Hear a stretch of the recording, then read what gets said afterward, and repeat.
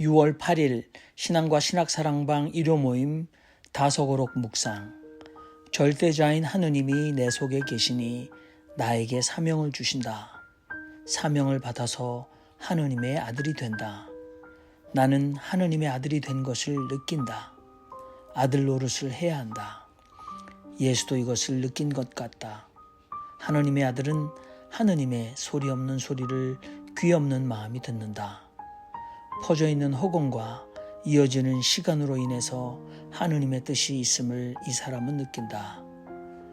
아들 노릇 하라는 그 소리, 아들 노릇 하겠다는 그 소리, 그리고 아버지가 계신다는 그 소리, 아버지와 아들 사이에 뜻이 활동하는 소리가 마음에 들린다. 내 마음에서 자꾸만 하느님의 뜻이 일어난다. 그것을 느끼는 것이 내 마음의 뜻이다. 내 마음의 뜻은 하느님의 뜻이다.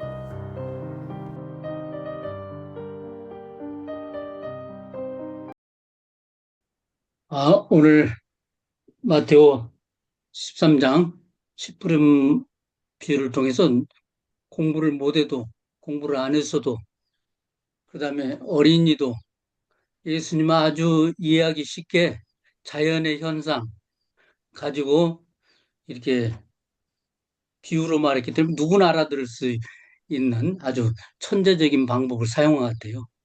우리는 교회 가서 아주 지식인 아주 멋있는 말을 하는데 예수님은 그렇게 말씀하시 않고 자연 현상을 가지고 어린이도 알아듣게 말씀하신 것 같은데 거기에 비해서 우리 다성님은 또 고차원적인 얘기를 많이 하셨어요. 좀 농사하는 사람들에게도 복음이 전할 수 있게 농사 현상을 가지고 오면 쉬울 것 같은데 예, 영적인 의미로 이제 다성님은 얘기하시니까 이해하기가 어려운 거예요. 그러니까 하나님의 씨가 내 안에 있다.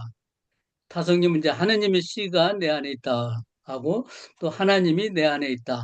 이렇게 표현도 하시고 또 하나는 우리가 우주가 기로 되어 있는데 기의 순환인데 그 기가 허공 속에서 작용하는데 그 기를 김이라고 번역을 하시고 순으로 말 그 김이 나하고 작용이 있다.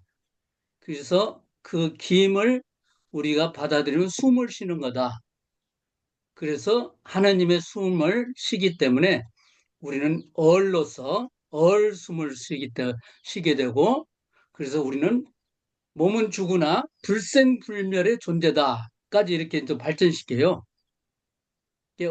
얼은 죽지 않잖아요. 그러니까 하늘로부터 오는 얼을 내가 또 가지고 있고 그 숨을 쉰단 말이에요. 그래서 저도 요사이 부활 같은 거 이 얘기 안 하게 됐어요. 그냥 그저 불생불멸한데 뭐 부활 얘기를 할 필요도 없고 내가 그냥 하나님 안에서 사는 거구나 끝까지. 돌아갈 때도 그냥 얼로 돌아가는 거지 에너지로 돌아가는 거지 내가 뭐 그 육체가 멸하는 거 그거 별거 아니구나. 그 인간은 죽으면 흙으로 돌아가서 그 백골이 되고 럭이 되고 또 인간은 죽으면 혼이 돼서 되돌아간다, 기일한다. 우리 사상이나 타성님의 말씀이나 불생불멸이나 이 불생불멸을 이제 깨달으니까 나도 영원한 존재구나.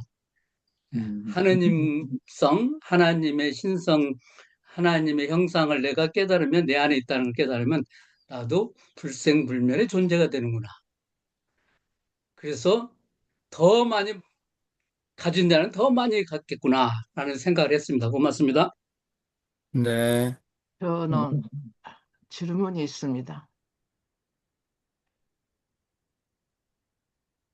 내용 자체는 굉장히 좋습니다. 그러나 언어 사용에는 문제가 있습니다. 저는 목사님들께, 남성 목사님들께 질문을 하고 싶어요. 이런 글이 나왔을 때 어떤 글인지 어쩌면 딱 머릿속에 이거는 문제다. 이런 문제의식이 있으신지 없으신지 저는 그것이 알고 싶습니다. 만일 없으신다면은 음, 이거는 굉장히 이 흉대에 사는 남성들은 모두가 다 병자들입니다. 왜 그런지 아시죠? 타석 선생님의 시대에 그것이 남성 중심 사회라고 했단다면은 지금은 남성 중심 사회 그대로의 언어로 쓴 것을 그대로 내놓은 것은요, 문제가 있는 거 아닙니까? 제가 그 부분에 일부러 지적을 하는 것은요, 젊은 사람들이 어떻게 말하는지 혹시나 그런 말을 들어준 게 있는지 모르겠습니다만은 저는 읽을 때마다 아닐 때가 있으세요. 그런 언어가 없을 때가 있어요. 아버지든지 응? 아들이든지 그러면 우리는 딸이고 어머니고 이런 사람들은 전혀 그 세계에는 들어가지도 못하는 정제로 그 옛날에 그 가부장 사회 그대로의 정제로 우리가 지금까지 남아있다. 이거는 아니지 않습니까? 저는 조금 솔직하게 여기에 계시는 목사님들의 심정이 어떤 심정인지 그것을 알고 싶습니다. 저 정수정 목사님, 제가 사실은 이게 이제 윤정희 신부께서 쓰여진 뭐 50년대, 60년대 쓰여진 다섯 오록을 그대로 주셨는데 저희들은 사실 제가 녹음할 때 이걸 하나님의 딸이 된다 또는 딸 노릇 하라는 소리 뭐 이렇게 바꿔 넣으려고 했어요. 근데 음, 마음은 그렇지만 그냥 그렇게까지 안 해도 여기 계신 분들은 다들 이 하나님의 그렇죠. 아들 노릇 또 하나님의 딸이 된 것을 느낀다 이렇게 어, 느낄 거 그렇게 생각하실 거예요. 근데 이제 젊은 사람들한테 할 때는 요거를 이제 다석 선생님 글을 이렇게 편집해서 지금 그 이미 뉴 인터내셔널 버전 성경이 굉장히 보수적인 번역이었는데 거기에 그 그리스도 안에서 형제들에게 문안하노니 하지만 거기에 없는 그리스도 안에서 형제와 자매들에게서 이미 추가했어요. 그러니까 사실 그게 시대적인 요구고 그래서 저희들은 그렇게 다들 느끼고 있습니다. 이거 물론 이제 다석에서는 남성이기 때문에 이제 아들 노릇한다라는 제한적인 의미로 그냥 편안하게 본인 위주로 쓴 거는 맞는 것 같아요. 아무리 다석 선생님이라고 하셔도 그 시대의 제한에 영향을 입으셨다 이렇게 근데 생각합니다. 근데 지금요, 공통으로 쓰는 언어가 있어요. 아들, 뭐, 아들, 딸 해야 그렇게 안 되는데. 해도 자녀라면 하면 자식이라고 됩니다. 하면 되죠. 한마디 자식. 예. 자식이 필요 없어요. 자녀, 자녀. 어, 자녀.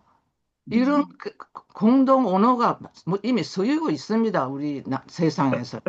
그래. 근데 그것에 대한 의식이 없으시다는 것을 제가 지적으로 솔직하게 드립니다. 이거는 고치셔야 해요. 귀한 네. 말씀을 그냥 전하시는데 그 시대에 네? 뭐냐면 옛날의 언어를 그대로 살리면서 전체에게 내놓는다 하는 것 자체가 새로운 학자는 아니죠. 네, 우리 맞습니다. 신부님 죄송합니다. 다음에는 정말 정말이에요. 하나님의 그거는 자녀로. 신분이 너무너무 그거 제가 섭섭합니다. 죄송합니다. 근데 이제 앞으로 예, 윤정희 신부님께서 편집하셔서 주시기 바랍니다. 그래서 예, 자녀 노릇 이렇게 알겠습니다. 바꾸시고 아들 한번 쓰이면 그 옆에다가 또 딸 노릇 같이 넣어주셔서 균형을 잡아주시면 좋을 것 같습니다. 정당한 그리고 하나님의 아버지로 하지 마시고요. 그냥 무조건 하나님으로 해주세요. 음, 성이 붙들 필요가 없어요. 네, 그래서 그래도 근데 하나님 제가 어머니로 하라 그 말을 또 제가 안 합니다. 하나님은 하나님으로 됩니다. 정숙자 목사님에게 한마디 질문하고 싶습니다. 네, 그러면은 보세요. 성경 속에서 예수님이 네, 나는 아버지의 아들 노릇하겠다는 성경 속에서 예수님이 아버지의 아들 노릇하겠다는 그때는 어감이 어떠십니까? 그거는 그거는 받아들입니까? 그것도 딸로 바꿔야 됩니까? 그거는 받아들입니다. 그분이 남자니. 아, 그분은 됐습니다. 그러면은 그분이 남자니까요.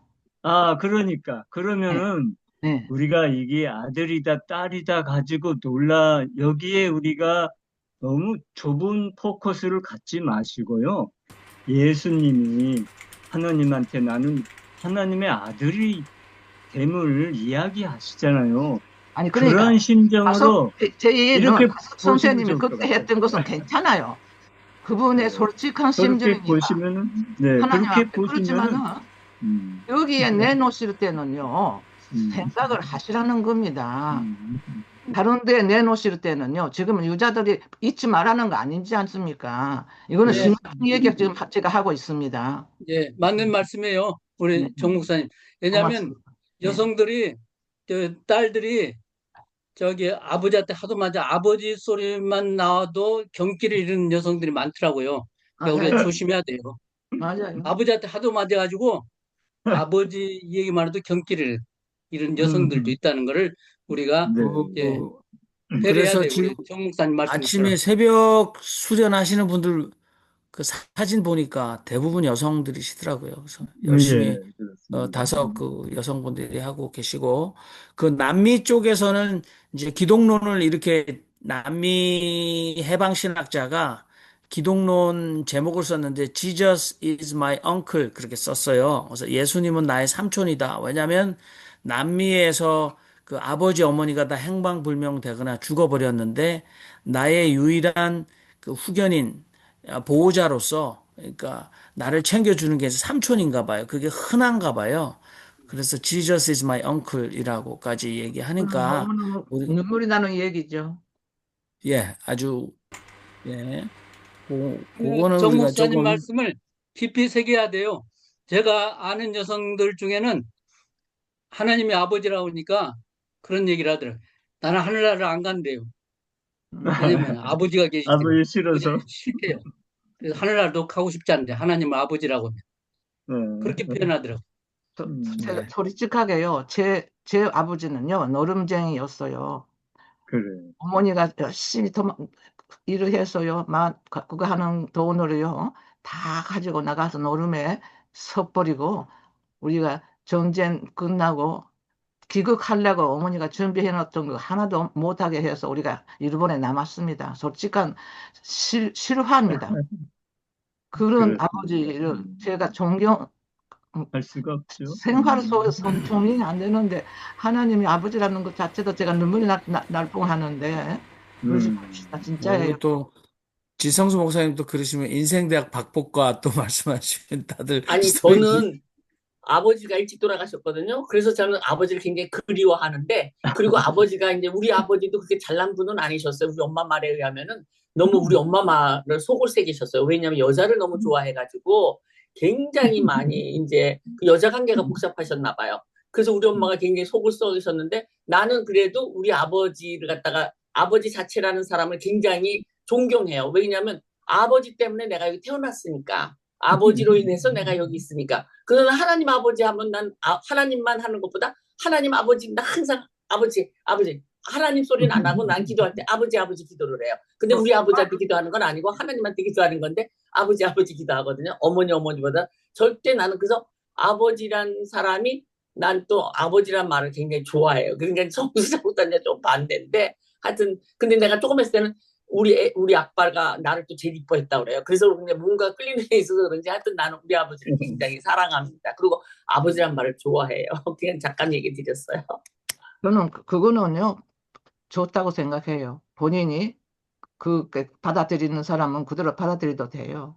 그렇습니다. 다가 그렇지 않다는 것만 제가 얘기하는 겁니다. 네. 네. 예, 그래서 윤정현 신부님이 잠깐만요. 쓴 없이 계신 이로 이렇게 합시다, 앞으로. 없이 계신 이로.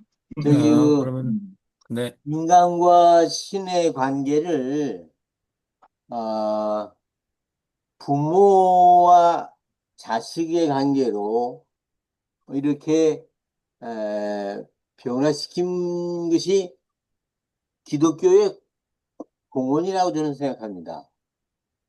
그래서 이 예수님이 하나님을 만났을 때에는 물론 아버지로서의 단어를 사용했지만 저는 그게 어머니도 되시고 아버지도 되시는 하나님, 에, 더 구체적으로 얘기하면 어버이 하느님, 어버이 하느님, 아, 우리가 그 단어를 좀 쓸 수 있으면, 여기 조선민주주의인민공화국에서 좀 빌려가지고 와서 우리 어버이 하나님이라는 단어를 좀 쓸 수 있으면 좋겠어요.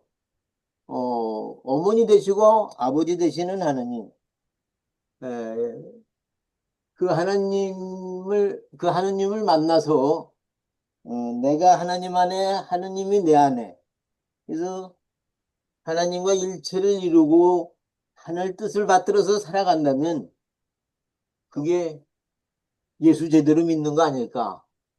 그런 생각 가져봅니다. 네. 아, 네, 어버이 수령님에서 우리가 어버이 하나님이라고 더 사용을 많이 하자. 우리 최영환 선생님 하시고 그다음에 지성수 목사님 말씀하세요. 조선에서 어버이 사용하는 거는요, 수령과 국가를 의미하는 거예요. 개인을 의미하는 것보다 조선에 있는 인민들이 생각해야 할 자세, 주체사상에서 이렇게 결정한 거예요. 그래서 그게 어버이 수령, 어버이 계속 강조하는 것은 수령과 국가를 의미한다. 그래서 굳이 그거 뭐 북에서 빌려오지 않아도 우리가 그냥 사용하면 되고요. 제가 말씀드리고 싶은 거는 저는 이제 하느님의 소리 없는 소리를 귀 없는 마음으로 듣는다. 퍼져 있는 허공과 이어지는 시간, 여기에 제가 꽂히긴 했는데, 이거 말씀드리기 전에, 저는 예수님이든, 다섯 쌤이든, 시대의 자식들이라고 생각을 해요. 다시 말씀드릴게요. 예수도 그 시대의 자식이고, 다섯 쌤도 그 시대의 자식이에요. 예수님은 그때 뭐라고 하셨냐면은, 야, 니네가 너희 중에 누가 염려함으로 자기 키를 한 자나 더 할 수 있겠느냐? 키를 늘릴 수 있겠느냐라는데 키 늘릴 수 있거든요, 지금. 더군다나 이거는 이제 개역 성경이지만 마태복음 6장 27절, 누가복음 12장 25절에 키가 아니라 목숨이라고 되어 있어요. 그때는 병 걸리면 죽어야 되는데 지금 치료받아서 목숨을 늘려요. 그건 예수가 그 시절의 시대의 자식이라는 걸 증명하는 것이고, 그리고 닷쌤도 1957년, 56년 이때 발언하신 거는 그 시대의 자식들이에요. 그러니까 우리한테 와서는 달리 해석될 수 있는 거예요. 그래서 아까 정수야 목사님께서 말씀하시기 전에 저 이거 보면서 이거 페미니스트를 보면 이게 기절하겠네 라고 생각을 했어요. 그리고 저는 하느님 자녀를 읽었어요. 예. 그리고 말씀드리고 싶고요. 맞습니다. 저는 도대체 하느님의 소리 없는 소리를 귀 없는 마음으로 어떻게 들어야 되나. 퍼져 있는 허공과 이어지는 시간이 내가 존재하지 않더라도 퍼져 있는 허공은 무궁무진하고 계속적으로 이어지는 이 시간에 나는 정말 요 먼지 같을 텐데 이거를 얼로 거듭나게 된다면은 이 하느님 가운데 그 하느님 신이라는 존재 가운데 내가 같이 공존하는 존재가 되기 때문에 맨 마지막에 내 마음의 뜻은 하느님의 뜻이라는 말이 그렇게 이어지는 것 같습니다. 감사합니다. 네, 좋습니다.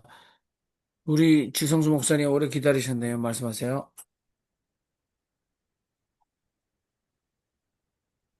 지성수 목사님 말씀하세요.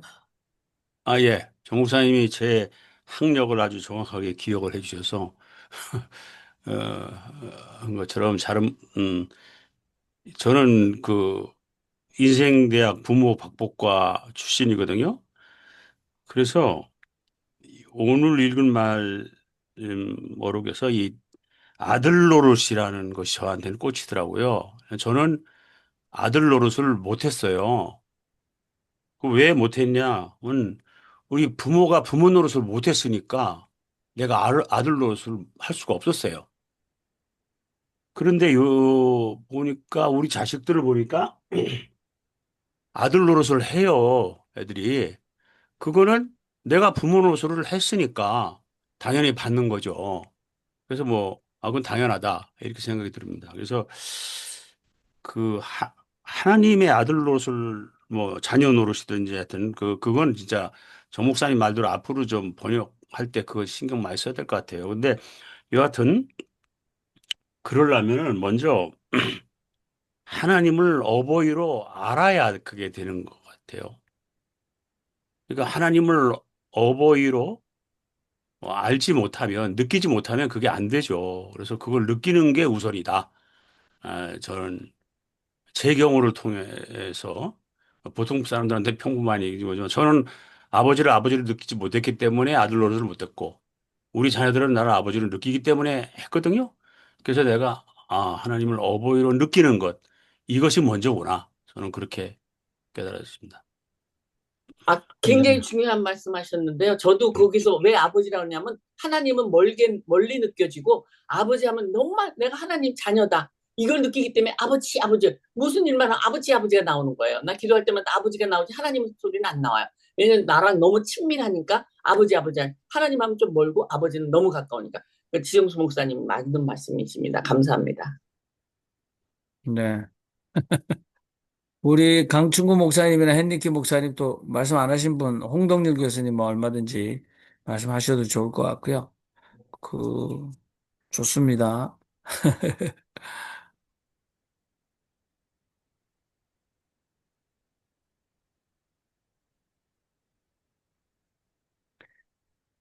근데 우리가 상처가 있으신 분을, 그 상처 있는 분의 삶 가운데로 그대로 이해를 해야 될 것 같아요. 근데 그 상처를 헤집는 오히려 상처를 더하는 그런 일들은 아무리 목사라 하더라도 또는 종교의 이름으로 우리가 해서는 되겠는가. 그래서 그걸 조금 세심히 아, 보듬는 것이 낫다. 우리는 다 같이 공감할 수 있을 거라 생각합니다. 우리 홍동료 교수님, 카메라 켜셨는데, 음, 죄송합니다. 제가 오늘, 이런 말 해도 됩니까? 들립니까? 네, 잘 들립니다. 아주 굉장히 좋은 마이크 하셨네요. 네네네. 밖에서 술을 한 2잔 하고 들어와서 제가 가만히 듣기만 하려고 했는데, 죄송합니다.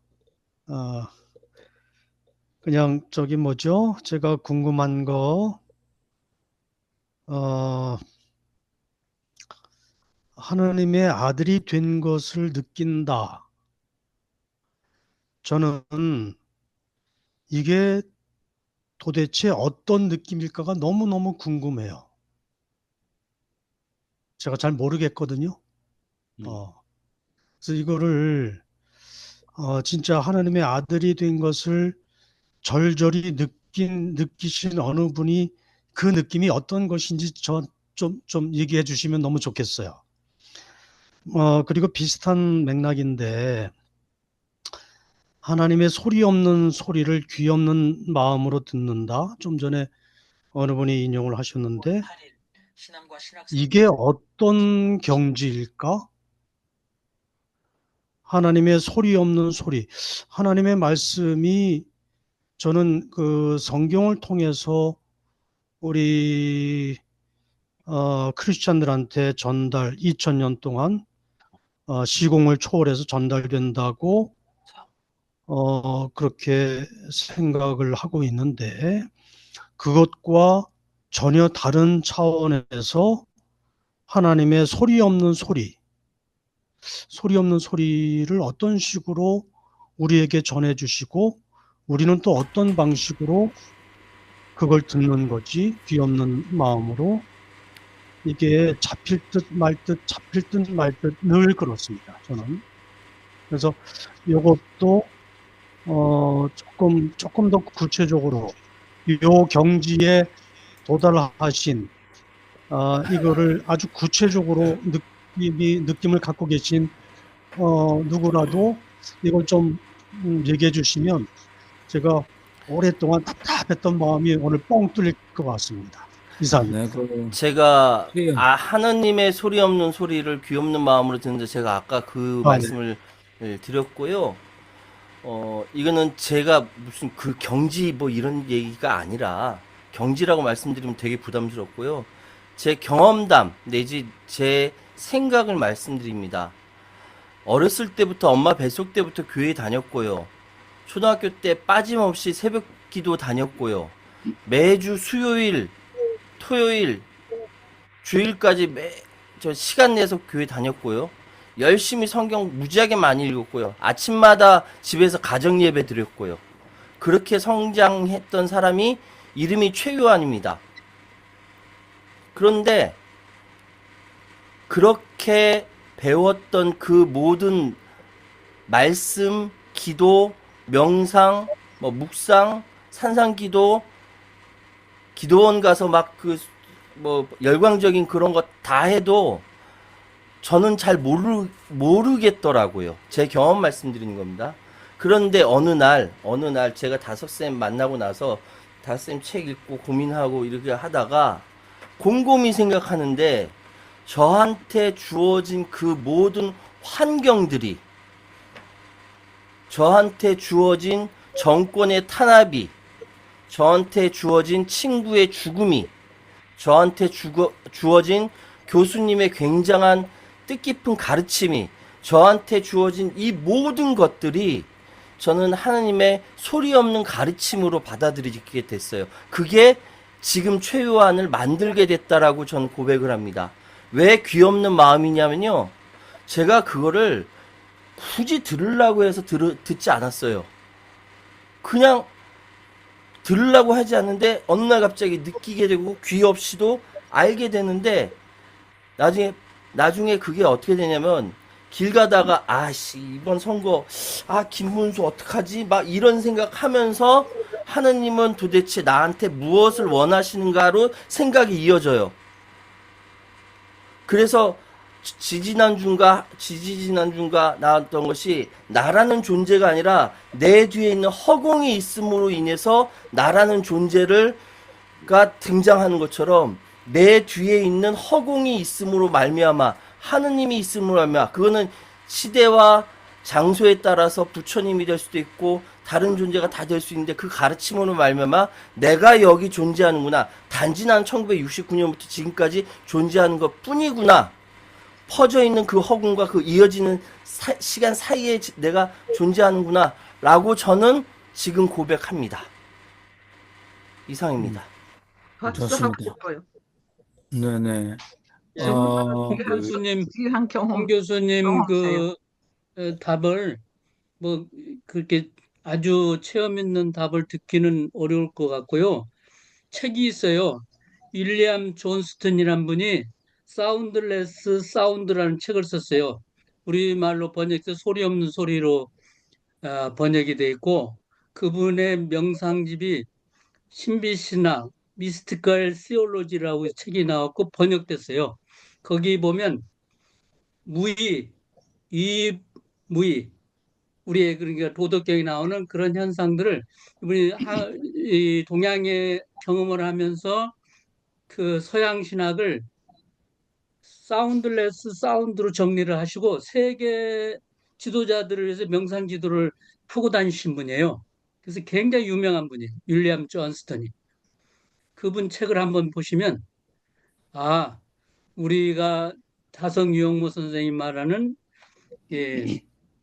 소리 있는 소리를 듣는다, 그걸 좀 이해하려고, 그 다음에 도덕경에 나오는 무의자연, 무의이불이, 그 말씀을 좀 찾아보시면 다양한 사람들이 해석을 해놓은 거 있거든요.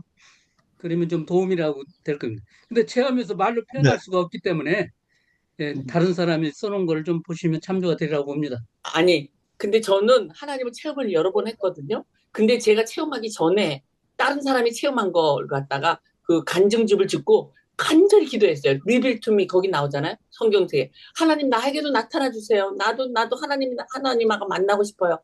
그래서 하나님하고 한번 만나고 나면요, 굉장히 자신감이 생기고 이 세상에 무서운 게 하나도 없어지는 거예요. 그래서 그 하나님의 체험이 굉장히 중요하니까 체험 안 하고 책도 물론 읽어서 하지만 그걸 믿어야 돼요. 무조건 남에게 체험을 일어난 걸 나에게도 일어날 것이라고 믿으면은 그것이 일어나리라고 믿습니다. 감사합니다. 네. 그 윌리엄 존스턴의 책 소개 감사하고요. 홍동일 교수님 포스트 모더니즘에서 특히 도가 사상을 받아들이면서 서양에서도 그 하나님을 우리는 없이 계시니 했을 때 이 사람들의 언어로는 이제 emptifying God이라고 이 사람들이 표현했고 또 무위를 이제 motionless motion 이렇게 이제 표현하기 시작했어요. 그래서 이 사람들도 굉장히 예, 그 서양의 2000년 기계론적인 이원론적인 사고를 뛰어넘으려고 굉장히 많이 했다. 그다음에 이제 지금 사실 아들임을 느낀다라는 거는 감히 아무도 얘기를 안 하시려고 하는데 그거 제가 볼 때는 김성원 선생님이나 윤정현 신부님, 나름 말씀해 주셔야 된다. 아들임을 느끼면, 또는 뭐, 우리 양보영 선생님이나 정숙자 목사님께서 내가 하나님의 딸이라는 걸 이렇게 느꼈다라고 말씀을 해 주셔야 된다고 생각하는데, 저는 제가 말씀드리고 싶은 것은, 아까 그 하나님의 음성을 듣는다. 근데 저는 일단 우리 한국말로 육신의 귀로 하나님의 음성을 들었다는 거에 대해서는 일단은 별로 인정하진 않아요. 그거는 아마 자기 목소리를 들었을 거다. 근데 서양에서는 그걸 또 inner voice라고 얘기해서 내면의 소리라고 얘기하고 뭐 양심의 소리라고 얘기하는데 사실 하나님이 분명히 지금 내 귀에 한국말로 뭐 그만두어라. 그다음에 미국으로 이민 가거라. 라든지 뭐. 근데 이제 제가 그, 그 그 말씀을 들었어요. 그래, 네, 내 잠깐요. 목소리가 아니라 우리 남자 양보영 목소리. 선생님 얘기하는 게 아니라 제가 예수 전도단의 하나님의 음성을 듣는 법. 어느 정도 하나님이 간섭하냐면 그 식료품 집에 가서 내가 꿀을 사러 갔을 때 하나님 내 귀에 말씀하신다고 그러잖아요. 그 저자는 뭐 제가 관심이 없는데 그분이 이제 예수 전도단이 세계적인 전도단인데 그분이 그 책으로 논란이 많이 됐어요. 예수 전도단이 실제로 그런가 하는데 하나님이 귀에다 대고 얘야 저 꿀은 이 유기농 꿀이 아니란다. 굉장히 잘못됐다. 이 꿀을 사도록 하여라. 이렇게 하나님이 계속 귀에서 말씀을 하신대요. 그 정도 되면 사생활 그거 침해가 아닐까. 김희중 대사님이 그거 하셨어요. 저기 중국 대사 하셨던 분 있잖아요. 김희중 대사님이 저는 한 번 들어봤는데 아직도 나를 믿지 못하느냐는 남자 목소리로 울려 퍼지면서 굉장한 것 같다. 무슨 소리가 크게 들리는 게 아니라 내면에서 아직도 나를 믿지 못하냐서 듣고 나서 나는 하나님의 자녀라고 100% 믿고 막 그때부터 아버지 하거든요. 근데 김희중 그 대사님의 말씀 보면은 기도를 갖다 그 사람이 보통 많이 하는 사람이 하루에 한 15시간 기도를 하고 난 다음에 그런 게 생겼는데 사람 얼굴만 보면 그 사람의 그거가 다 있는 거예요. 그 공산당들, 그래서 저 사람 바람 피는 거, 뭐, 내일 모레 출세하는 거, 뭐 이런 거 계획이 다 영적으로 했는데, 영적이 얼마나 빨리. 그래서 그때에 그 사람이 대사직을 갖다가 오래 했잖아요. 10년인가 했잖아요. 너무 중국을 갖다가 잘 처리해가지고, 중국 공산당들이 이 사람을 갖다가 전부 다 신임한 거예요. 너무 많이 아니까, 공산당. 근데 그거 듣는 사람이 있어요. 그게 완전 가짜 아니에요. 그거는 아주 자세하게, 근데 그 이 사람이 뭐냐면, 딸의 음식까지 가르쳐줘요. 기도하면은. 애 손자가 굉장히 아플 때 막 의사들도 모르는 거 이 음식은 뭘 먹으면 저희가 기도 하는데 뭐 먹어라. 딱딱 이게 아이디어가 떠오르면서 다 나와요. 알겠습니다. 그게 그런 뭐 게 있습니다. 네. 무궁화 가라 믿으셔야 돼요. 진달려오라 그분. 네, 믿으셔야 돼요. 김성공 목사님. 믿으셔야 돼요. 네. 김성공 목사님 말씀하시고 저희, 정숙자 목사님 말씀. 예, 우리 홍 교수님이 아주 오늘 이 모든 사람들의 마음을 열 수 있도록 질문을 주셨습니다. 근데 사운드리스 사운드라는 거, 제가 지난 시간에도 말씀드렸습니다만, 창세기에 빛이 있으라 함에 빛이 있었다. 이게 예히 오르 와예히 오르입니다. 그 오르라는 것이 빛이 있으라 하는 소리인데 그 소리가 소리를 들을 수 있는 사람 없었어요. 근데 그게 창세기에 나온단 말입니다. 누가 들었냐 이거죠.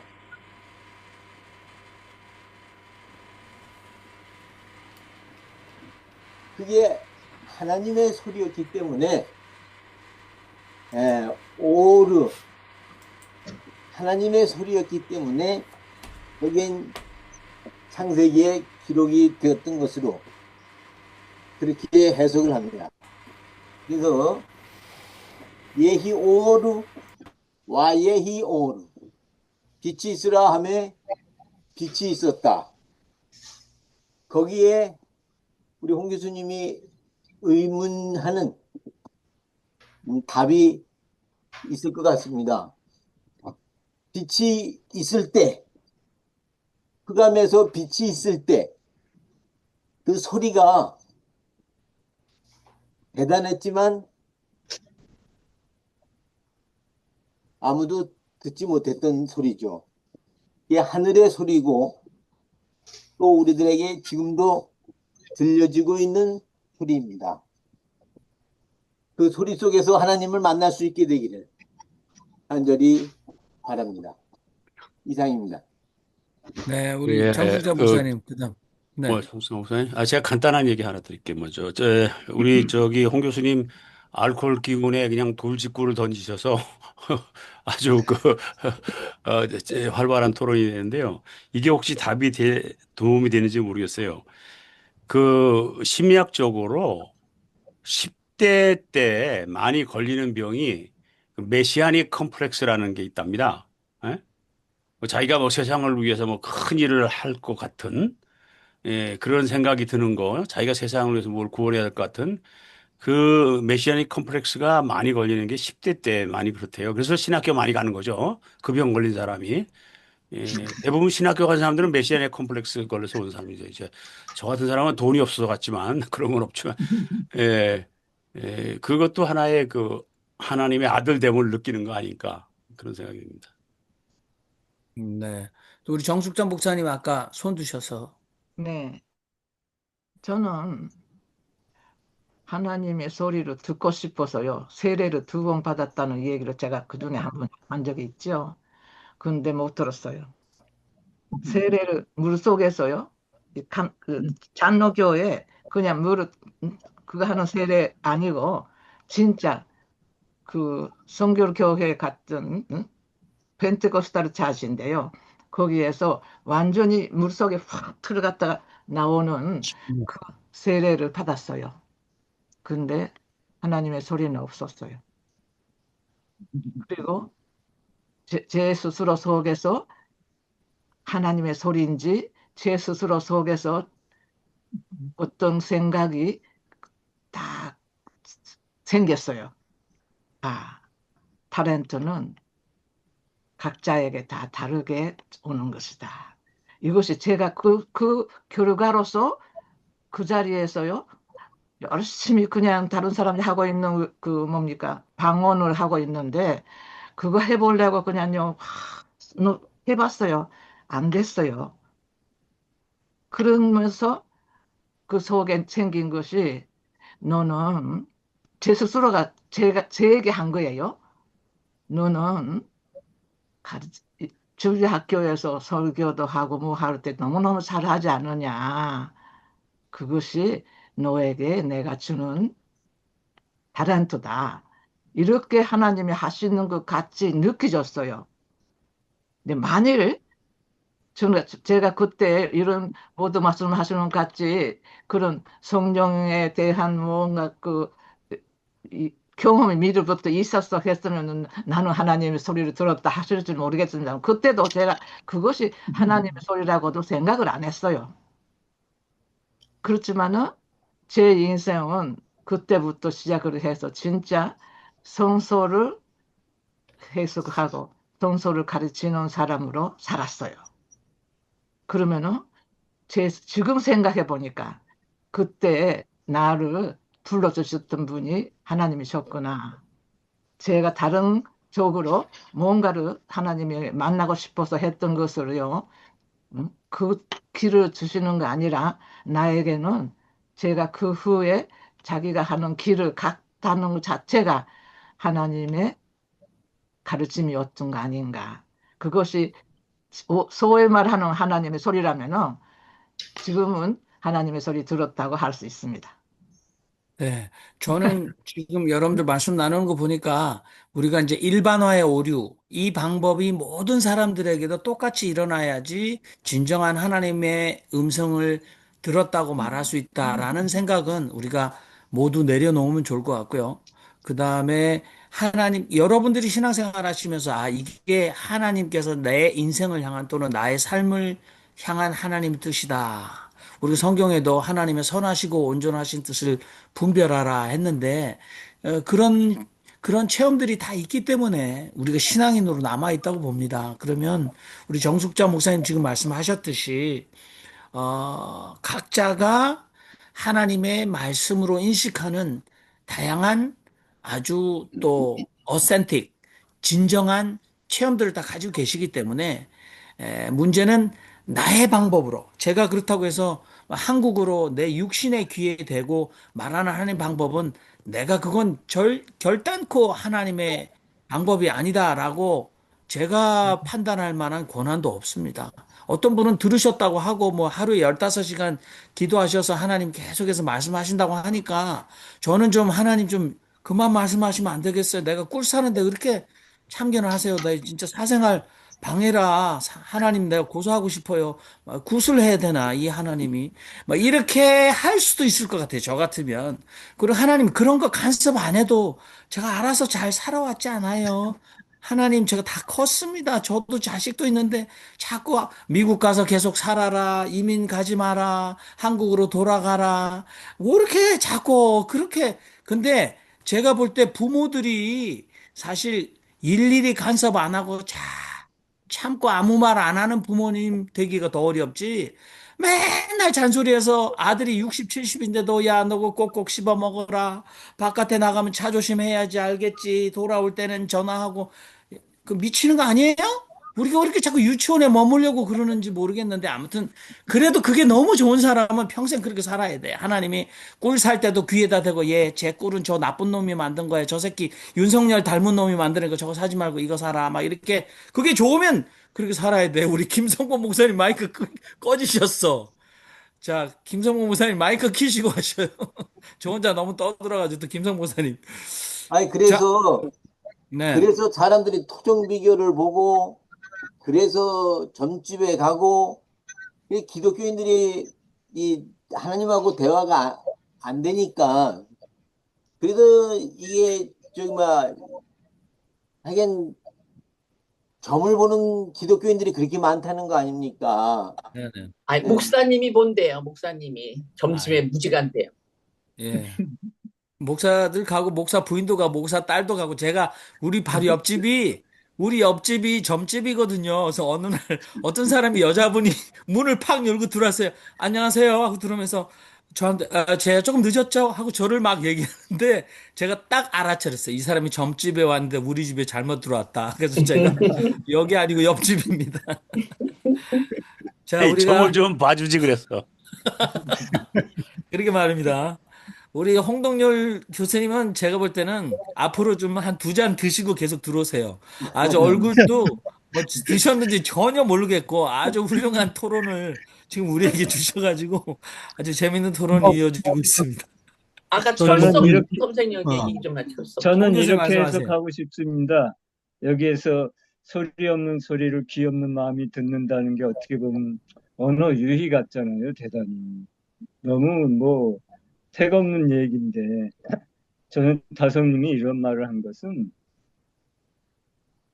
나는 깨달았다라는 것을 이게 깨달음에 이르지 않고는 이런 얘기를 할 수가 없어요. 그럼 깨달음은 무엇인가? 여기에 대한 또 깊은 이제 사유를 해봐야겠죠. 깨달았기 때문에 소리 없는 소리도 귀 없는 마음이 이렇게 듣는다는 이야기를 할 수 있지. 이게 글에 뭐 글을 잘 쓰기 위해서 언어 유희를 이렇게 쓰셨다고 저는 생각하지 않고요. 그래서 이 말은 깨달았다. 그래서 우리가 이제 깨달은 사람은 내면의 소리를 듣는다고 이제 가장 가깝게 얘기하죠. 쉽게 말하면 자기 내면에서 끊임없이 솟아나는 그러한 것들을 이제 깨달음이라고 보고, 그 다음에 나는 하나님의 아들이 된 것을 느낀다. 아마 우리 여기 모임에서 뭐 이렇게 얘기하실 분은 뭐 없을 것 같기도 하고요. 없겠죠, 아직은. 그렇지만 내가 하나님의 아들이다고 이렇게 확신을 갖고 살지는 않지만은 아들이 된다는 그러한 생각을 우리가 갖고 사는 것만으로도 대단히 이제 훌륭하죠. 저는 다성님이 이렇게 이러한 이야기를 할 수 있다는 것을 어디에서 느꼈냐면 다성님이 이제 이런 말씀을 했어요. 나는 어리다. 나는 어리다. 저는 이 한마디에 모든 것이 함축되어 있다고 생각해요. 나는 어리다. 오래 나는 죽지 않는다는 거거든요. 그래서 다성님은 죽음은 없다라고 단호하게 선언을 한 거예요. 죽음의 노예가 되지 말라는 게 다성님이에요. 근데 우린 다 죽음에 걱정하고 두려운 게 죽음인데 어떻게 그걸 이기겠습니까? 내가 어리 되면은 그거를 이제 이길 수 있다는 거죠. 그래서 그렇게 생각하시면 굉장히 가깝게 우리가 오늘 이 말씀은 이 하나하나가 성경 말씀 아닐 수가 없고 너무 은혜롭고 너무 고귀한 말씀이에요. 오늘 이 말씀만 가지고 한 달을 묵상해도 저는 좋다고 생각합니다. 그러면서 자기 내면의 소리를 들을 수 있다면 오늘 이 말처럼 귀한 말씀이 없다고 생각합니다. 네, 감사합니다. 네. 홍don일 교수님 말씀하십시오. 네. 사실은 제가 평소에 고민이기도 한데요. 지금 말씀하신 하나님의 말씀 소리 없는 소리, 이게 조금 제가 오버하는지는 모르겠는데 환청이어서는 안 된다. 환청. 우리 인간 사회에서 그게 이제 병으로 진단을 받든 아니면 어떻든지 간에 늘상 있을 수 있는 현상인데 어쨌든 환청이어서는 안 되잖아요. 또 다른 차원에서 자기 암시 내지는 자기 합리화여도 안 된다. 안 되죠. 네, 안 되죠. 네. 자, 그럼 그런 것들을 그렇게 걸러내고 나면 저의 원래 고민은 도대체 하나님의 말씀, 하나님의 소리와 하나님을 모르는 사람들이 얼마든지 가질 수 있는 양심의 소리하고는 어떻게 다른가? 저는 김성봉 목사님하고 같은 고등학교인데 여기 김영철 선생하고 고등학교 때 양심 교육을 참 제대로 받았거든요. 대한민국에서 손꼽히는 양심 교육의 유명한 학교예요. 그러니까 누가 보든지 보지 않든지 간에 관계없이 자신의 양심, 가슴 깊이에서 나오는 바른 분별력, 바른 판단, 바른 생각, 그게 진리라고 해도 되고 정의라고 해도 되고 하나님의 사랑이라고 해도 되고 그런 것에서 우러나오는 어떤 그런 지침, 소리, 혹은 명령, 이런 것들에 늘 예민하게 귀 기울이면서 그거에 맞춰서 살려고 하는 사람들이 있어요. 저는 있다고 봐요. 기독교와 상관없이. 기독교가 전래되기 이전의 사람이든 기독교가 전래된 이후라도 기독교에 굳이 기독교 신앙과 관계없이 그렇게 사는 사람들이 있을 수 있다. 종교를 자, 그럼 떠나서 예, 그렇죠. 그 사람들 그걸 이제 그냥 표현하기가 마땅치 않으니까 양심의 소리라고 일단 여기서 얘기한다면 그 양심의 소리와 이 기독교 혹은 다석 선생님이 얘기하시는 하나님의 소리, 하나님의 말씀, 우리가 양심에 귀 기울인다라는 표현도 쓰는데 하나님의 소리 없는 소리에 귀 없는 마음으로 듣는다라고 하는 표현과 어떻게 다른 거지? 다르지 않죠. 네? 어떻게 다르지 않습니다. 근데 저기 하나로 기독교에서는 생각해야죠. 전혀 예. 다르다라고 통상 얘기를 많이 하는데 아, 그렇지 제가 않다고 그렇지 생각합니다. 않습니까? 저는. 제가 요 대목에 대한 정확한 말씀을 듣고 싶은 게 제 원래 갈증이었습니다.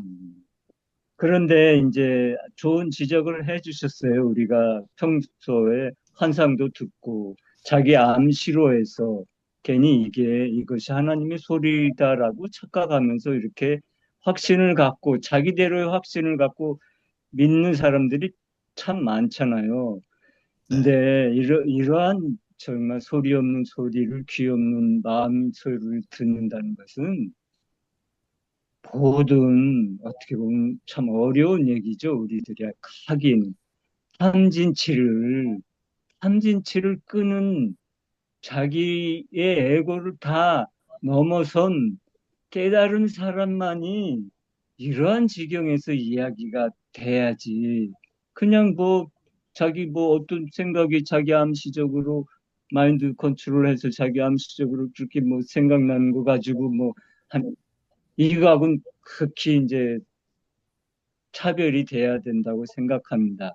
그래서 이건 아주 깊은 말씀입니다. 그래서 우리가 아직도 본능에 자유롭지 못하잖아요. 때때로 우리는 본능적으로 이렇게 살아가는 것이 일반적인데, 다성님을 생각할 때는 이런 것을 이제 넘어섰기 때문에 저는 이러한 이야기가 나온다고 생각해요.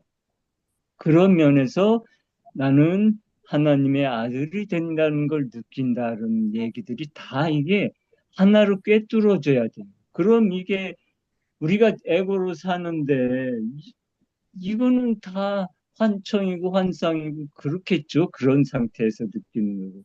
그래서 좀 더 어떻게 우리가 그런 동물적인 수성을 다 극복하고 정말 온전히 하나님의 아들로서의 그런 느낌을 갖고 살 수 있느냐는 그런 구경각의 양심의 소리하고 깨달음의 다르지 이제 않아요? 일입니다. 양심의 저는 소리하고 다르지 않아요? 홍 교수님, 네. 저는 양심을 같이 봅니다. 양심이 하나님이에요.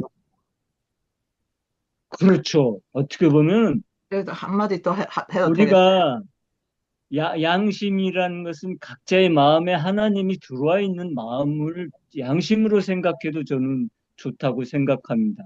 근데 우리는 이런 양심대로만 살기가 너무 어려워요. 왜냐하면 나의 에고가 있는데 나의 탐진치가 있는데 내가 양심대로 산다는 것은 도덕적으로 양심적인 걸 가지고 양심으로만 생각해서는 우리가 이 깨달음을 갈 수는 없다. 다만 그 사람이 도덕군자는 될 수 있지만은 그 이상은 못 가겠다. 이런 생각이 듭니다. 네, 한 가지만 네, 정숙자 목사님 먼저 말씀하세요. 네. 말씀드리고 싶은 것은요. 일본 사람들의 양심이라 할까, 일본 사람들의 생활의 기본이 무엇이냐 하면요. 이웃에게 피해를 안 주게 산다. 그렇죠. 이겁니다. 그런데 이 사람들은요.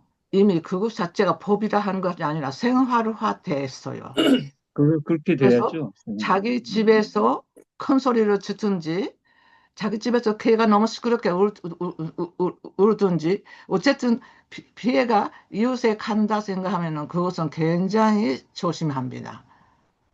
이것이 마치 양심하고 관계가 있단다면 하나의 자기의 생활화 할 수가 있는 거예요. 양심의 소리라는 것은.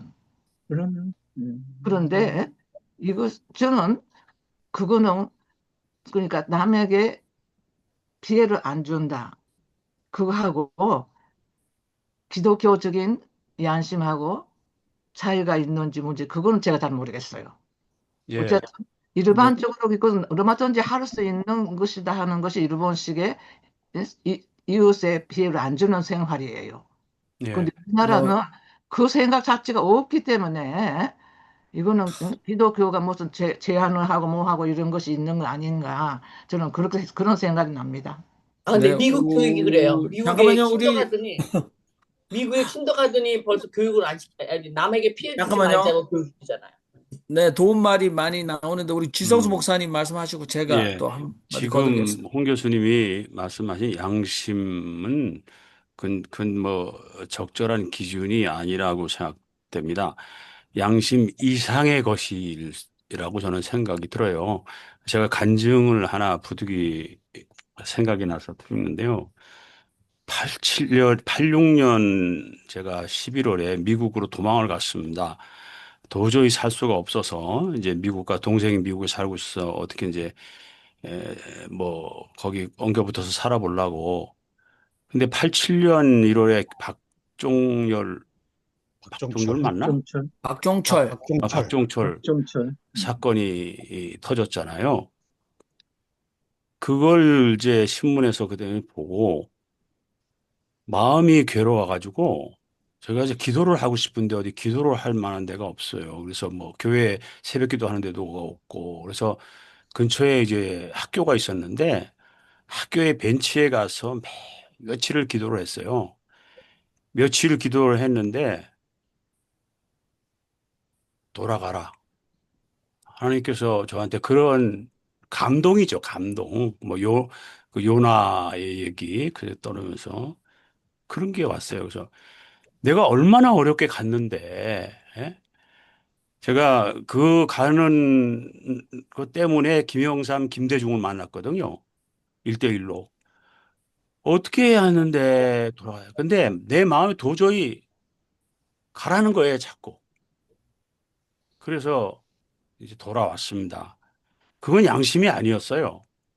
저희에게 뭐 아주 뭐 멋있게 표현하면 하나님의 인도하심이라고 할 수 있겠지만 뭐 그렇게까지 표현하지 않고 어떤 용기를 주셨어요. 나에게 용기가 생겼어요. 그 결단을 할 수 있는.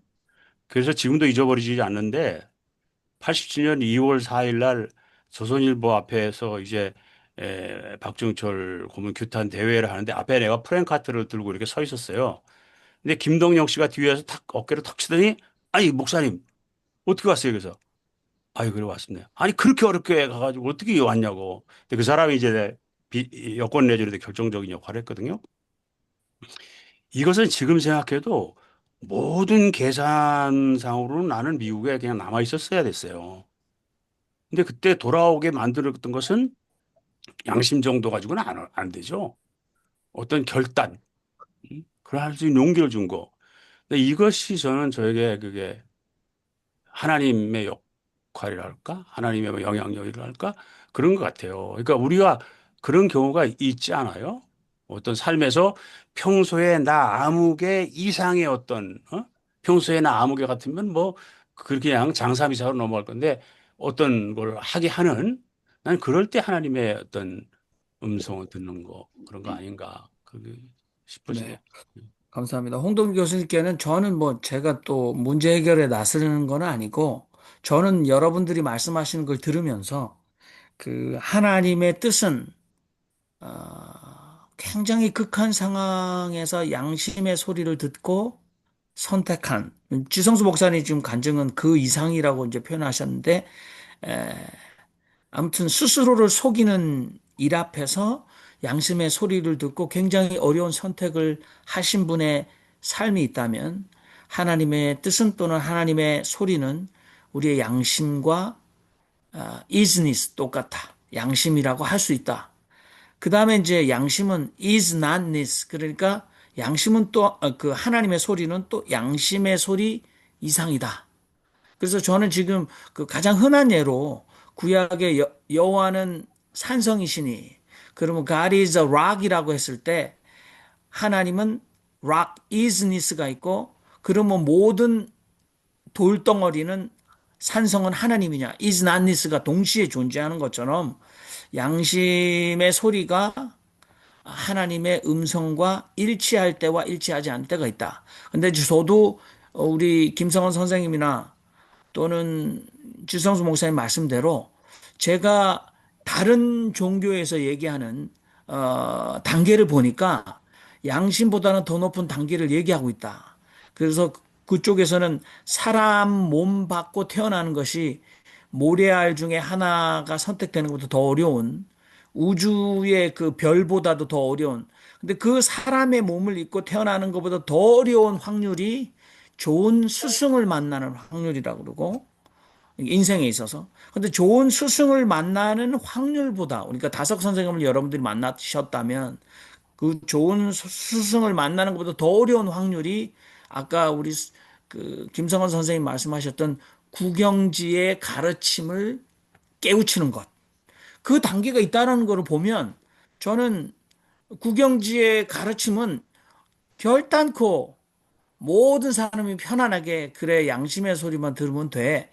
그 양심의 소리도 지켜지지 않는 사회에서 양심의 소리를 듣고 내 불이익을 나의 위험을 감내하는 것으로 굉장히 칭송받아야 할 일이지만 그러나 모든 사람이 일본 사회처럼 남에게 피해를 주지 않는 양심을 따라 사는 사회 속에서는 국영지의 가르침에 나가고자 하는 치열한 투쟁 또는 자기와의 싸움도 있어야 된다. 그러니까 홍덕률 교수님께는 뭐 이렇게 isness와 isnotness 그러니까 그 두 가지가 공존하고 있다. 그래서 양심의 소리는 하나님의 소리입니다라고 만족할 수도 없고 양심의 소리는 하나님의 소리가 아닙니다라고 부인할 수도 없지만 그러나 여기 모인 우리 모두에게는 국영지 모든 사람에게 공짜로 다 값싸게 제공되는 깨달음이 아니라 정말 사람 몸 받고 태어난 것보다 또는 인생의 나를 변화시킬 엄청난 바른 가르침을 만나는 것보다 더 어려운 것이 국영지의 가르침에 가는 것이다라고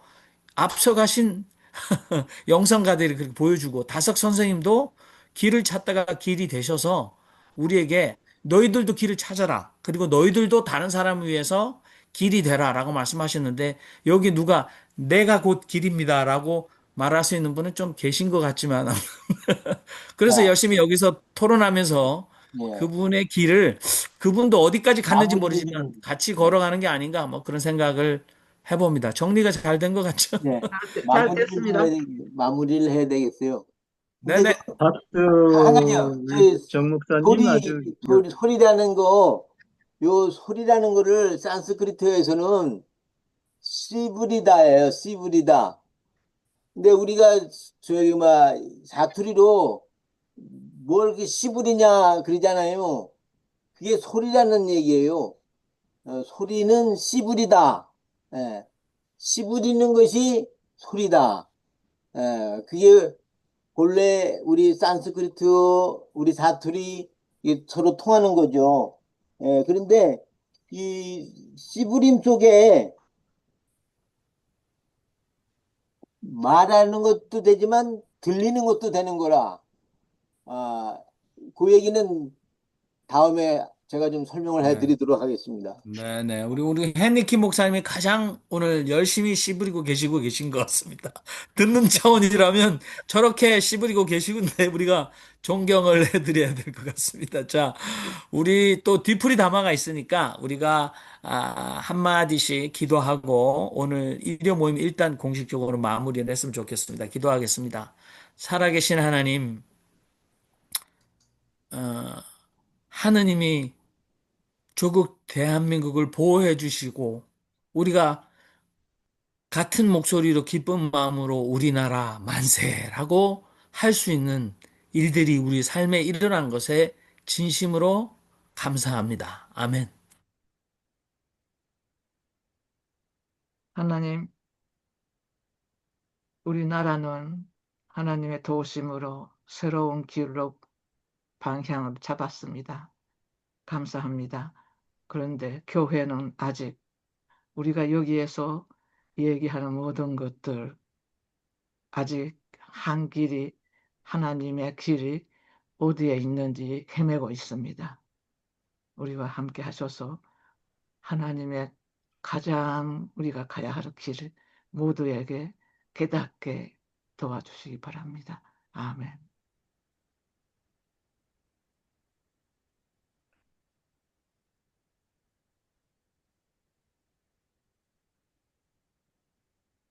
묵 우리 가운데 하나님, 말씀하시는 하느님, 우리가 고요 속에서 하느님 음성을 들을 수 있는 길을 허락하소서. 아멘.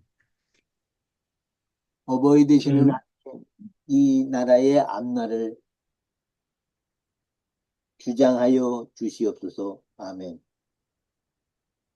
제 마음속에서 하나님의 뜻이 일어날 수 있도록 인도하여 주시옵소서. 아멘.